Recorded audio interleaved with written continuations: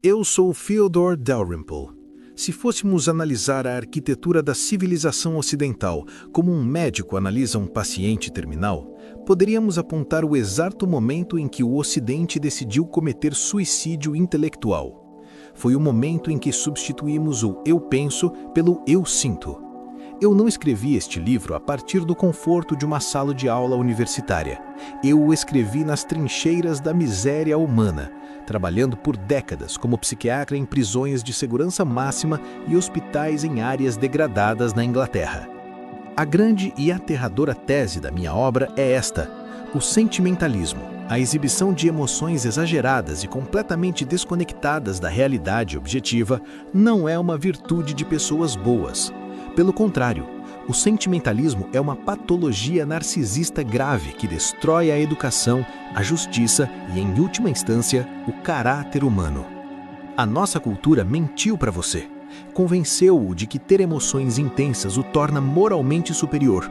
Se você chora publicamente e se declara ofendido, a sociedade o aplaude como um santo. Mas se você exige fatos, lógica fria e responsabilidade pessoal, a sociedade o chama de monstro cruel. Essa tragédia moderna tem um pai intelectual, Jean-Jacques Rousseau. O romantismo dele vendeu a mentira de que o ser humano nasce puro, que a sociedade o corrompe e que a emoção crua e não filtrada é superior ao intelecto disciplinado. O primeiro lugar onde esse veneno agiu foi a escola. Nós paramos de ensinar fatos, gramática dura e matemática rigorosa. Começamos a acreditar que a criança deveria descobrir o conhecimento sozinha, tudo para não ferir sua sacrossanta autoestima. O resultado dessa covardia pedagógica? Nós criamos uma geração de adultos funcionalmente analfabetos, incapazes de articular um único argumento lógico, mas que estão sempre profunda e histericamente ofendidos com a realidade.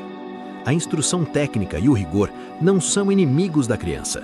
São as únicas ferramentas que a impedem de se tornar um adulto inútil. Elogiar o esforço medíocre para proteger os sentimentos de alguém é assinar o atestado de fracasso dessa pessoa no mundo real. A emoção é um servo excelente, mas um mestre tirânico e destrutivo. Nós chegamos a um ponto de degradação onde a emoção tornou-se um espetáculo obrigatório. Observe a obscenidade do luto público nos dias de hoje.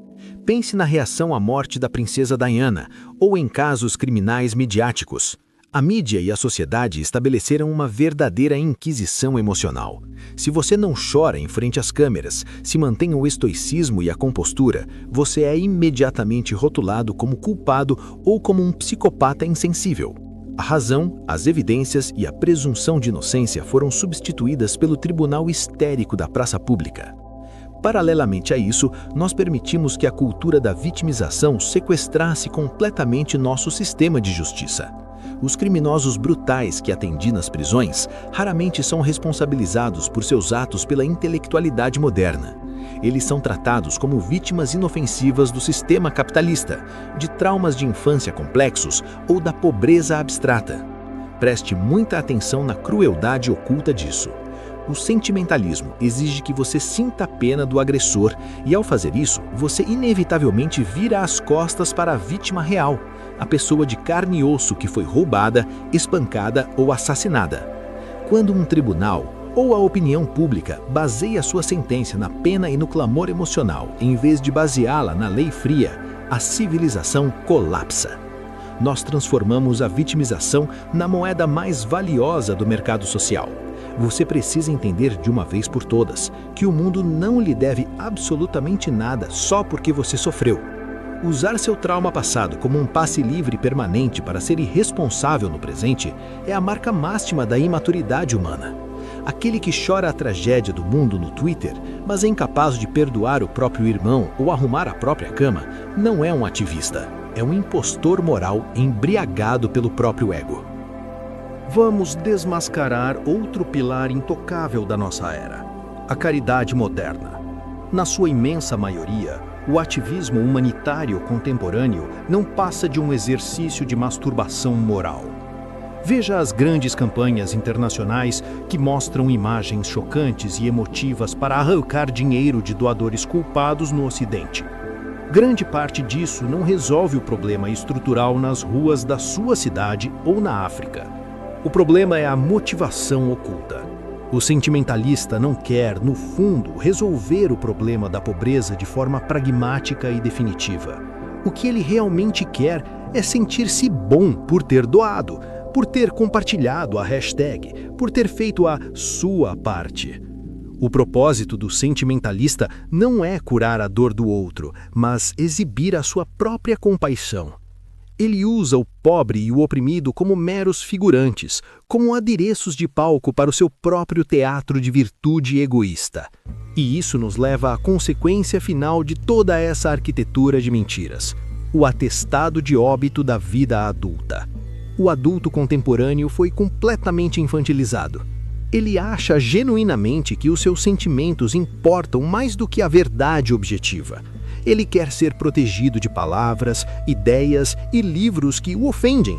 Ele exige, batendo o pé como uma criança de 5 anos, que o Estado paternalista resolva os problemas financeiros e existenciais que ele mesmo criou com a sua incompetência.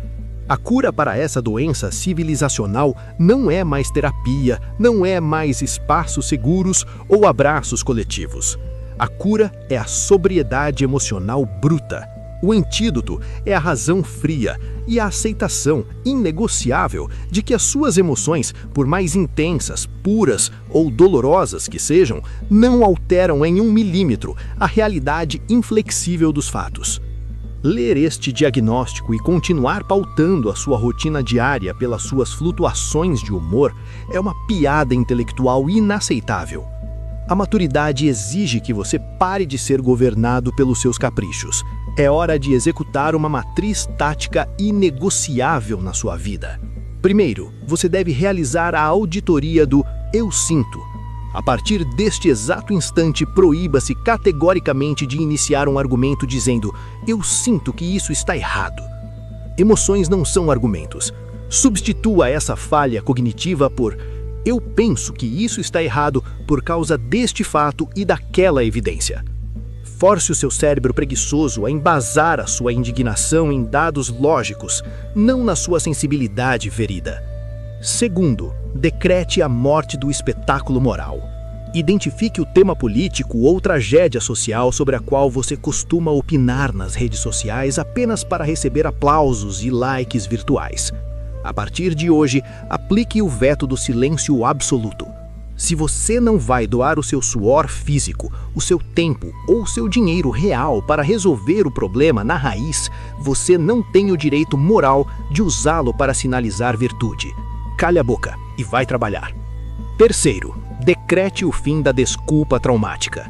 Pegue um papel e escreva o fracasso atual que você ainda culpa no seu passado, nos seus pais tóxicos ou na opressão da sociedade.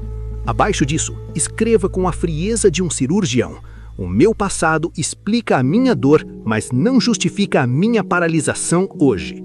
A responsabilidade por consertar esse caos é exclusivamente minha. Pare de terceirizar a culpa. A culpa pode ser dos outros. A responsabilidade do conserto é sua." Quarto e último, a ação fria e invisível. Escolha uma pessoa no seu círculo que precise de ajuda real. Faça um serviço prático por ela hoje. Pague uma conta, conserte o encanamento, resolva um problema burocrático e faça isso de forma absolutamente anônima. Se você contar a alguém o que fez, o exercício de bondade foi invalidado pelo seu ego sentimentalista doentio. Haja sem buscar o holofote. Chegou o momento de conectar os pontos no bônus extra, o Cantinho do Saber. O meu diagnóstico sombrio do Ocidente é o alicerce para muito do que vocês estudam hoje sobre resiliência. A minha tese dialoga perfeitamente com a necessidade de construção apontada por Nassim Nicholas Taleb. O adulto infantilizado que eu denuncio é a epítome da fragilidade de Taleb. É o sistema que se quebra sobre o menor estresse. A única forma de desenvolver a antifragilidade é abandonar a proteção sentimentalista e expor-se voluntariamente à dureza dos fatos e da dor moral. eu sou a base clínica para as denúncias modernas de Jonathan Haidt, em livros como A Mente Moralista e A Mimadice da Mente Americana. Quando Haidt explora como a superproteção emocional dos pais e o culto à vitimização estão destruindo as universidades e a sanidade mental da juventude, ele está apenas catalogando os sintomas finais da doença que eu diagnostiquei décadas atrás. Nós dois lutamos a mesma guerra: resgatar a urgência iluminista da razão contra as trevas destrutivas do romantismo emocional cego. E, finalmente, o meu legado pode ser perfeitamente resumido pela navalha retórica popularizada por Ben Shapiro: os fatos não se importam com os seus sentimentos. Essa é a máxima política moderna que resume a minha filosofia clínica inteira. Uma civilização que coloca o eu sinto acima do eu penso está a um único passo de substituir a balança justa e fria da justiça pela forca da turba histérica. Minha lição final nesta síntese é a razão, é a única âncora que impede o navio da sua vida de ser destruído pela tempestade dos seus caprichos. O mundo real, meus caros, não dá a mínima para a sua fragilidade. Cresça. Obrigado por encarar a realidade nua e crua. Se este remédio amargo curou a sua vitimização, apoie nosso trabalho. Siga o canal, curta este episódio e compartilhe com quem ainda vive no teatro das emoções. Até a próxima!